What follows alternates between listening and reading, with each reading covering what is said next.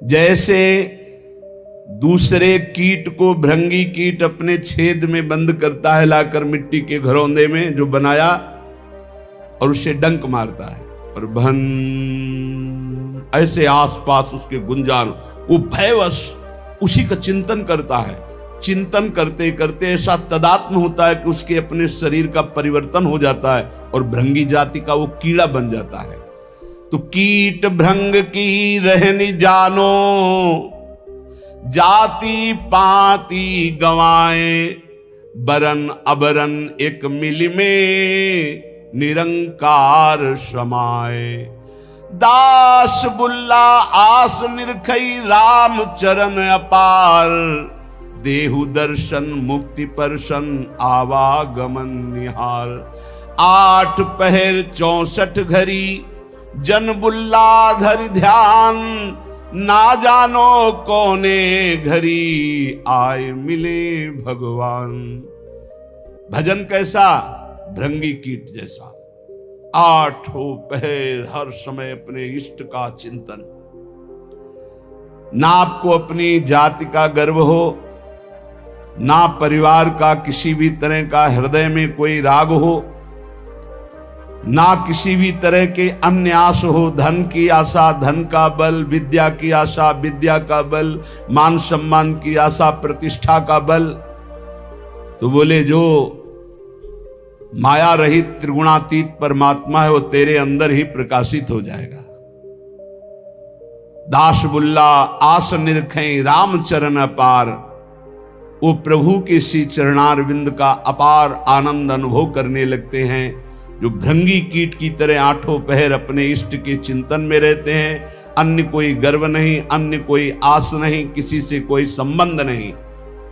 8 पहर 64 घड़ी जन बुल्ला धर ध्यान, ना जानो कोने घड़ी आए मिले भगवान।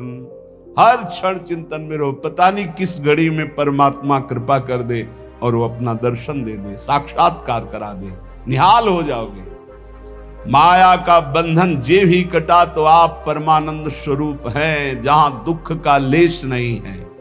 8 पहर 64 घड़ी भरो पियाला प्रेम, बुल्ला कहे विचार के बस एक धरे दृढ़ नेम। प्रेम तो सिर्फ प्रभु से। 8 घड़ी उसी प्रेम का प्याला, राधा राधा राधा। जग आए जग जाइए, पगिए हरि के नाम, बुल्ला कहे बिचारी के छोड़ देव तन धाम। जग में आए हो तो जाओगे प्यारे, यहां से मरना ही पड़ेगा। हरिनाम कमा लो, जितना तुम हरिनाम कमा लो वही तुम्हारे काम आएगा। न ये तन तुम्हारे काम आएगा, न तुम्हारा महल मकान रुपया पैसा काम आएगा। बोलत डोलत हंस खेलत आप ही करत कलोल, अरज करो बिन दाम ही हे हरि बुल्ला लीजय मोल। बिना दाम के हरि मुझे खरीद लो, मैं आपसे ही हंसना चाहता हूं, आपसे ही खेलना चाहता हूं, आपसे ही प्यार करना चाहता हूं। ना वो टूटे ना वो छूटे, ना वो कब हुकुम हिलाए, सर्व कला गुण आगरो, मेरा प्रीतम बरनी न जाए। मेरा प्रीतम हरि ऐसा है कि ना वो कभी छूटता है, ना हमारे प्रीतम का प्रेम बंधन टूटता है, और ना कभी कम होता है प्रेम बंधन। 8 पहर समस्त गुण आगर हरि हमारे सामने मुस्कुराते रहते हैं, मेरे प्रीतम मुस्कुराते रहते हैं। कितना अपार सुख संतों को नाम से प्राप्त हुआ है। श्री मलूक दास जी महाराज, हरि समान दाता को नाही, पर ये सदा विराजे संतन माही। भगवान के समान कोई दाता नहीं। क्यों? दाता अपनी संपत्ति का दान करता है, लेकिन भगवान अपने आप का दान कर देते हैं। मैं हूं भक्तन को दास, भगत मेरे मुकुट मणि। ये दान कोई त्रिभुवन में धनी करने वाला नहीं। सबसे बड़े धनी लक्ष्मीपति भगवान है, पर जब रीझते हैं तो अपने आप को दे देते हैं, अपने भक्त का अपने आप को दास बना देते हैं। बड़ी महिमा है भगवान के नाम की, भजन की। भगवान स्वयं दासत्व स्वीकार कर लेते हैं अपने दास का। और बहुत से संतों के जीवन में ऐसी घटना घटी कि भगवान उनकी सेवकाई में पाए गए। पर सदा विराजे संतन माही। जिसने ये रहस्य जान लिया कि भगवान को कहां खोजना है, बोले संतों के ढीग, जो भगवत प्रेमी महात्मा हैं उनके समीप। नाम विश्वंभर विश्व जीवावे, सांझ बिहान रिजिक पहुंचावे। ऐ उपासक भरोसे में रहो, तुम्हारे हरि विश्वंभर नाम धारण करते हैं, सुबह शाम में पहुंची जाएगा उधर पोषण के लिए। चिंता मत करो, भरोसा दृढ़ रखो, दृढ़ भरोसा।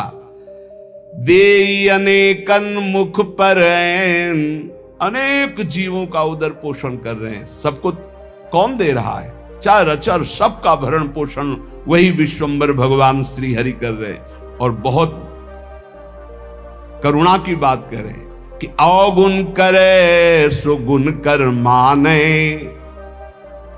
हमारे प्रभु कैसे, जब कोई भगवान की शरण में हो जाता है और उससे अवगुण हो जाता है तो उसको गुण मान लेते हैं।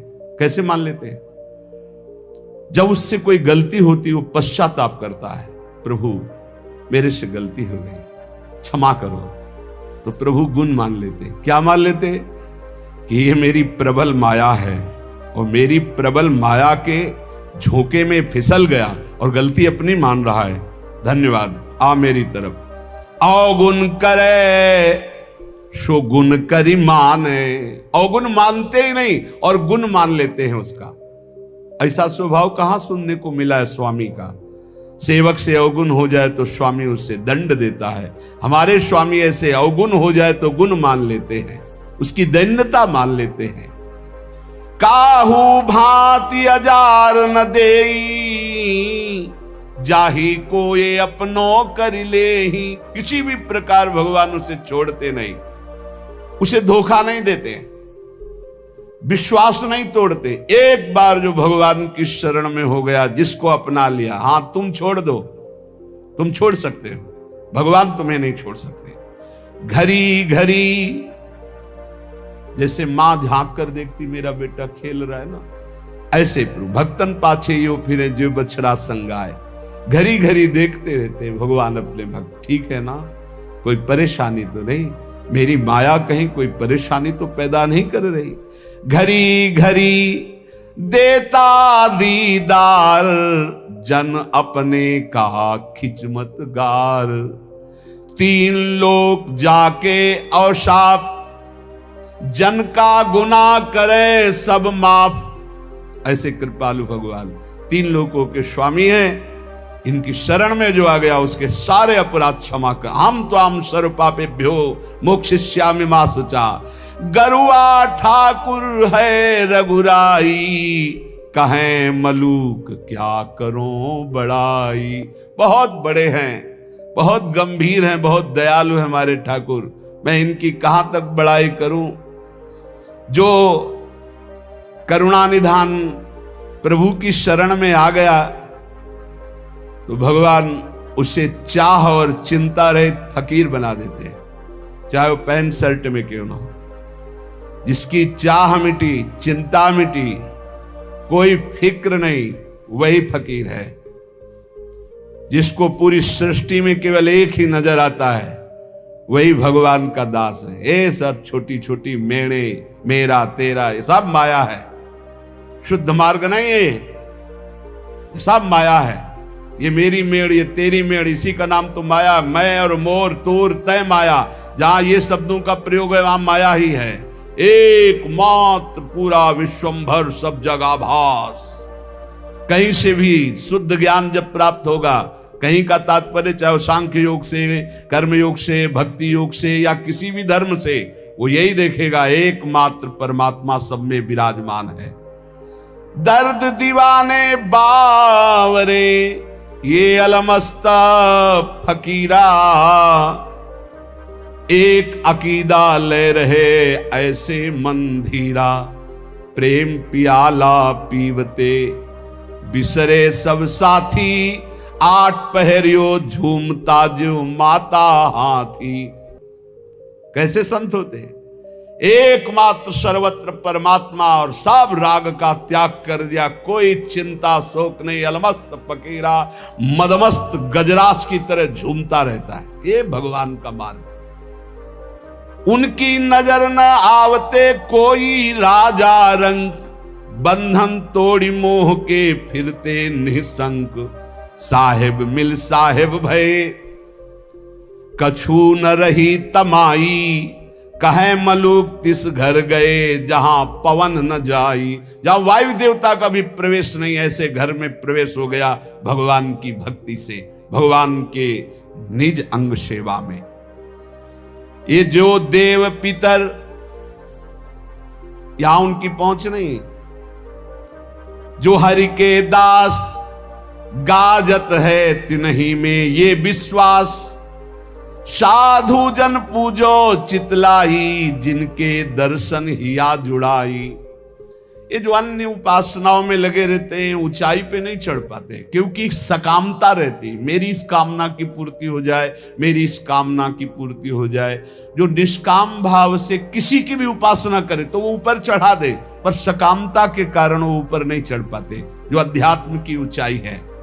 बोले इस सकामता का नाश करने के लिए यदि साधु जनों का पूजन हो, भगवत प्रेमी जनों का संग हो, उनके वचन, उनके आदेश उपदेश, तो बोले हृदय शीतल हो जाए, सारी कामनाएं नष्ट हो जाए।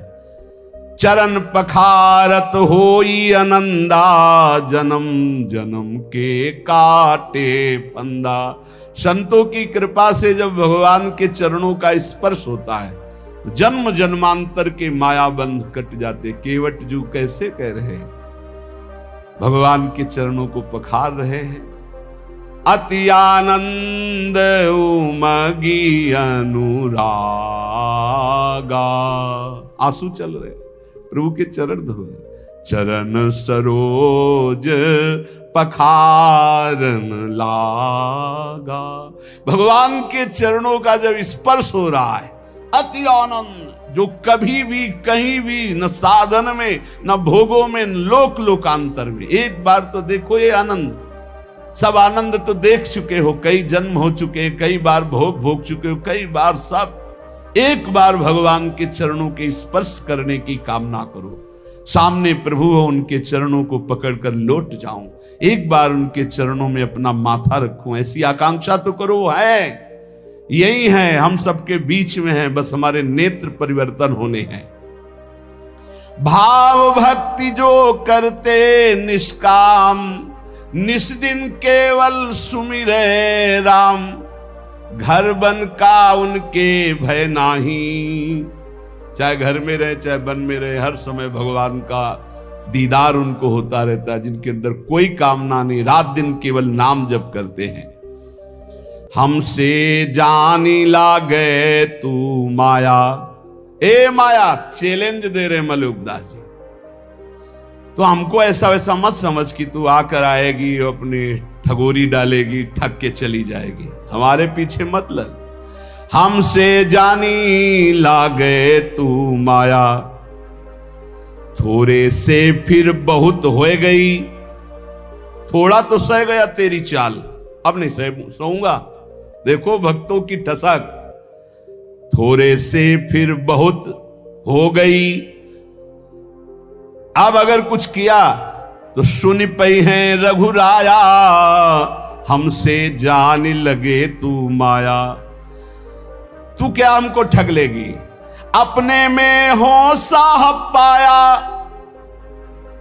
अजहू चेत दीवानी, काहू जन के बस परिजई है, तो भरवाऊंगो पानी। तो दुनिया को ठगेगी लेकिन मेरे को नहीं ठग सकती। जानती क्यों? क्योंकि मेरे हृदय में प्रभु विराजमान हो चुके हैं। अगर तू मेरी तरफ जरा भी आएगी तो समझ ले ऐसे फंदे में फंस जाएगी कि तुझे भी पानी भरना पड़ेगा, तुझे भी पानी भरना पड़ेगा, दासी पना स्वीकार करना पड़ेगा। अब तू मुझे नहीं घसीट सकती। तरी हुए चितय लाज करु जन की, मत डारो हाथ अपने फांसी। ए माया, तू जानती मैं प्रभु का जन्म, अगर मेरे ऊपर तनिक भी कोई जादू किया ना तो तू अपने हाथ से अपने गले में फांसी डाल लेगी, ऐसा तेरे ऊपर हो जाएगा। जनते तेरो जोर न चली है, क्योंकि रक्षपाल अविनाशी, परिजय है तेरे गरे फांसी। मेरा अविनाशी रक्षक सीम की चाप सके को तासु, बड़ रखवार रमापति जासु। ए मदमस्त रहो, किस मद में? मैं प्रभु का हूं, मैं श्यामाजू का हूं। देखो तो इस मद में देखो कोई नजदीक नहीं आएगा। कहे मलूक चुप कर ठगनी, अवगुण राख दुराई, जो जन उबरे राम नाम कई, ताते कछु न बसाई। ए ठगनी माया चुप रहे, अब तेरी कोई चाल नहीं चलेगी, क्योंकि मेरे पास नाम है।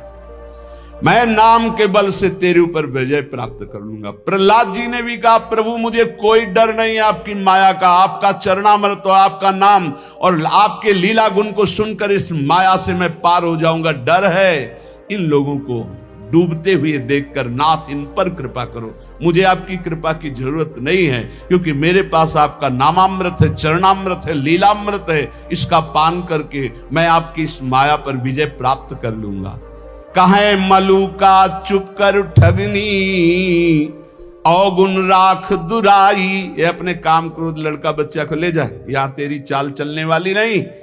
जो जन उबरे राम नाम कई, ताते कछु न बसाई। जो निरंतर नाम जप करता है माया, उस पर तेरा कोई अधिकार नहीं। आपा मेटे न हरि भजे, ते नर डूबे, हरि का मर्म न पाया, कारण करूबे। जो तो अभिमान नहीं मिटाए और ना हरि का भजन किया है माया, तू उन्हीं को डुबो सकती है। जिसके ऊपर हृदय में अभिमान है और हरि का भजन नहीं करते, उसके ऊपर तेरा जादू चलेगा। उसी को तो डुबो सकती इस भव समुद्र में, क्योंकि वो हरि का मर्म नहीं जानता, वो रहस्य नहीं जानता। करे भरोसा जो पुण्य का, साहेब को बिसराया, बूढ़ गए तरबोर को, कहूं खोज ना पाया। जिसने भगवान का नाम जप नहीं किया और दान पुण्य का भरोसा करके सोचता है समुद्र से पार हो जाऊंगा, भव समुद्र से, वो निश्चित डूबेगा। पुण्य की ताकत नहीं कि इस समुद्र से पार कर सके। केवल भगवान नाम, केवल भगवत भजन। साधु मंडली बैठ के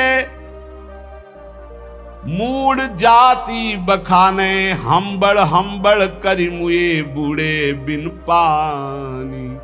जो संतों के प्रति ये भाव रखते हैं किस जाति के हैं, अमुक जाति के हैं, अरे हम तो अमुक जाति के, श्रेष्ठ जाति के हैं, अरे तो भिखारी हैं, इनके आगे क्या झुकना, बोले बिना पानी के डूब जाओगे, मर जाओगे। ऐसा अपराध पहले में कहा, माया तो मुझे परास्त नहीं कर सकती, मैं भगवान के नाम का भरोसा रखता हूं और हृदय में अपने भगवान का साक्षात्कार किए हूं। अगर फंस गई फंदे में तो पानी भरवाऊंगा, मेरा कुछ नहीं बिगाड़ सकती। अब किनका बिगाड़ सकती है? बोले जिन्होंने आपा नहीं मिटा, अहंकार नहीं मिटाया, भगवान का भजन नहीं करते, वो डूब जाएंगे। जिनको पुण्य का, दान का अभिमान है कि मैं दानी हूं, मैं पुण्यात्मा हूं, और भगवान का आश्रय नहीं लिया, भजन नहीं किया, वो भवसागर में डूब जाएंगे। जिनको भगवान की कृपा से संत समागम मिला, उनमें दोष दर्शन करते हैं, जाति पक्ष आदि का, नाना प्रकार का, अपना दोष उन पर मढ़ते हैं। बोले निश्चित वो बिना किसी अन्य रक्षा के डूब जाएंगे। कोई रक्षा करने वाले नहीं मिलेगा, न पुण्य, न देवता, न धर्म, न कर्म। जहां संत अपराध बन जाता है, साधु अवज्ञा तुरंत भवानी, कर कल्याण अखिल के हानि। ऐसा आजकल बन गया है रवैया बुद्धि का कि संत महात्माओं के प्रति भी एक वही सांसारिकता की दृष्टि है। बस वो अपनी बुद्धि के तराजू से तौल दें, जो समझ में आ गया वही बोल दिया उनके प्रति। ये नहीं जानते हैं कि भगवान के जो नित्य निरंतर चिंतन में लगे हुए हैं, उनके प्रति दोष दर्शन मात्र करने से तुम्हारे सारे सुकृत नष्ट हो जाएंगे और जो उन्नति होनी थी वो अवनति में बदल जाएगी। पक्का समझ लीजिए। कोई कितना भी प्रतापी हो, किसी भी संप्रदाय के किसी भी संत महात्मा की अवहेलना कर देगा तो बिल्कुल आश्चर्यजनित पतन हो जाएगा। ऐसा कैसे हो गया? ऐसा इसलिए हो गया कि हो इस कबहू अभिमाना सुख वंचा कृपा निधाना। किसी महापुरुष का अपमान कर दिया, किसी की अवहेलना कर दी तो सारे सुकृत नष्ट हो जाएंगे। वो तो भगवान कृपालु हैं, इसलिए फिर चांस देते हैं कि निकलो निकलो इस अपराध से, निकलो इस माया प्रपंच से, नहीं तो एकमात्र साध द्रोह करने वाला उसको कोई सहयोग नहीं मिलता है। भगवान का अपराध कर देते एक बार वो क्षमा कर देते हैं, लेकिन जो अपराध भक्त कर करई राम रोष पावक सो जरई। साधु मंडली बैठ के मूड़ जाते बखाने, हम बड़ करी मुए बूढ़े बिन पाने। जो संत महात्माओं के बीच में जाकर अपना ज्ञान बघारते हैं, अपनी चतुरता दिखाते हैं, अपना बड़प्पन दिखाते हैं, अपने पद का अभिमान रखते हैं, बिना पानी के बूढ़ के मर जाएंगे। अर्थात जहां दिखाई नहीं देता कि एक बूंद पानी नहीं, वहां भी फिसल जाएंगे, वहां भी नष्ट हो जाएंगे। इसलिए काम क्रोध सब त्याग के जो राम गावे, दास मलु का यो कहें ते अलख लखावे। जो विकारों का त्याग कर भगवान का गुणगान करता है, नाम जप करता है, जिसको सहसा कोई लख नहीं सकता, वो परमात्मा उसकी दृष्टि में आ जाता है। गर्व न कीजय बावरे, मेरो हरि है गर्व प्रहारी। गर्वैते रावण गया पाया दुख भारी। ए अहंकार मत कर, संसार के भोगों का, शरीर का नष्ट हो जाएगा। चलत दशानन डोलत अवनी, पृथ्वी कांपती थी जब रावण चलता था, लेकिन एक दिन वो हाल हुआ उस अहंकारी का।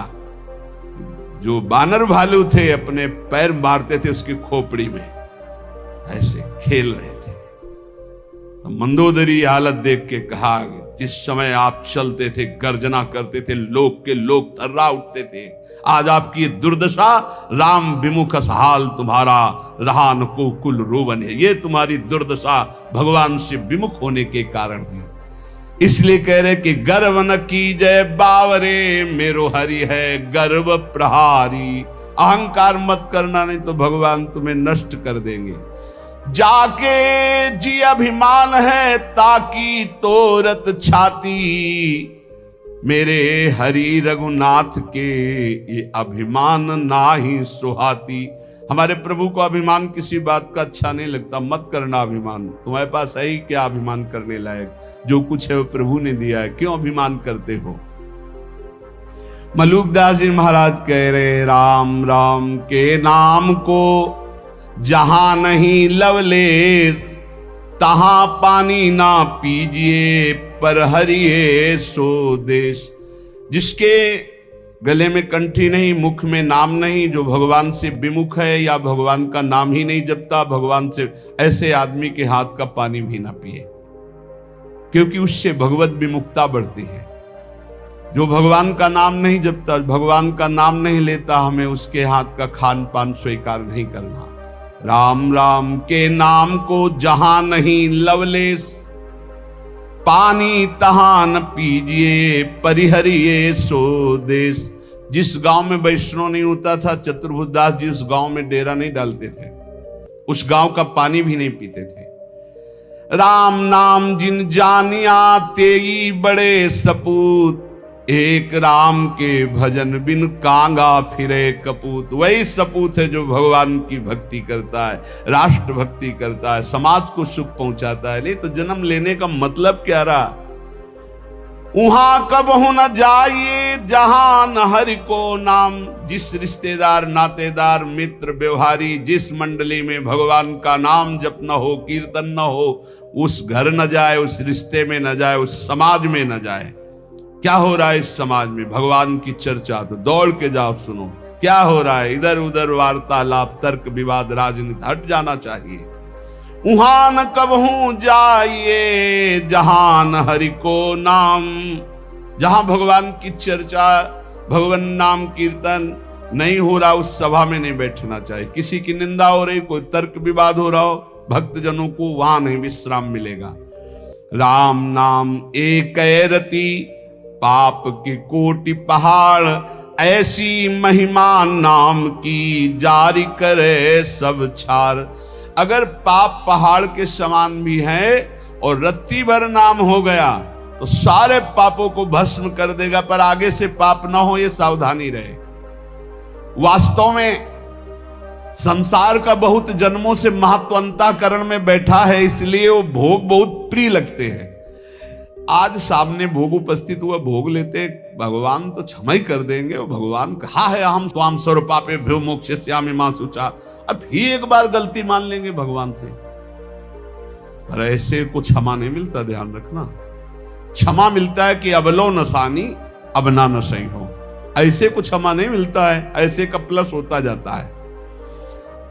जो साधक प्रायः इस बात को पकड़िए, भोग भोगते हुए भगवत प्राप्ति चाहता है, वो दूसरों से सुख लेने की भावना वाला होता है।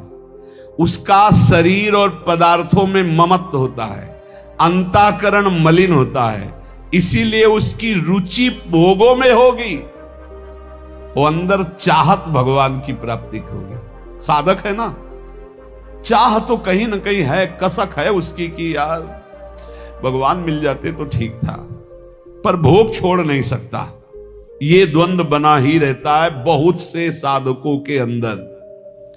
साधक के द्वंद्व में विचार पक्का ना होने के कारण कैसे सुख भोगूं, कैसे आराम भोगूं और कैसे भगवान मिल जाए, दोनों, इसीलिए द्वंद्व चलता रहता है। ये बहुत बहुत सच्ची बात है, बहुत सच्ची बात है। ये बहुत बहुत ज्यादा मात्रा में फैला हुआ है यही बात। वो भजन भी कर रहा है, सत्संग भी सुन रहा है, सब प्रवचन सुन रहा है, प्रवचन कर रहा है, पर उसके अंदर की भावना में मन और इंद्रियों को रोककर परमात्मा के सुख में लगाने की नहीं, मन और इंद्रियों के अनुकूल भोग भोगने की, ये भी नहीं छोड़ सकता और वो भी नहीं छोड़ सकता। इसलिए बहुत लंबा समय चला जाता है, उसके हृदय में कोई भगवदानंद की स्फूर्ति नहीं होती। निर्द्वंद होना मुख्य बात है। ये राग द्वेष अपने आप मिट जाएंगे जहां निर्द्वंद हो जाओगे।